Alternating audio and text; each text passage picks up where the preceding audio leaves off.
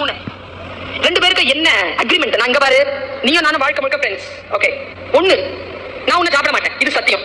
Okay, எனக்கு ஏதாவது ஆபத்துனா நீ காப்பாத்தணும்.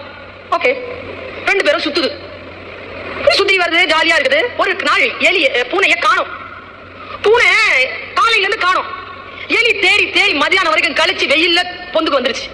வந்து உட்காந்துட்டு இருக்கு. எலி குட்டி இருக்குல்ல, அந்த எலி குட்டி கேட்டுச்சான், ஏமா ரொம்ப வருத்தமா இருக்கிற?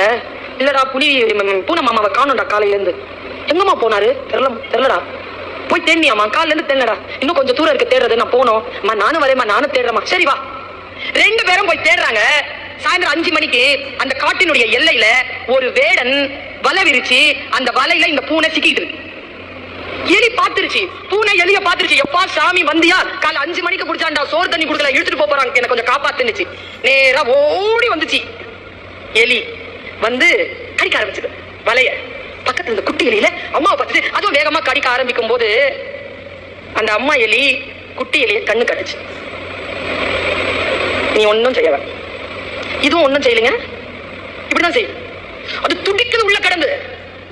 மெதுவா அம்மா எலிய பாத்துக்கிட்டே குட்டி எலி ஒன்னும் செய்யல, சும்மா உட்காந்துட்டு. இவ்வளவு தூரம் தாங்க, அரை மணி நேரம் ஆச்சு. இவ்வளவுதான் வெட்டுச்சு, வெளியே வர முடியாது. சீக்கிரம் பண்ண, என்ன ஆச்சு சீக்கிரம் பண்ணுங்கிறது எலி. உள்ள பூனை. எலி மெதுவா.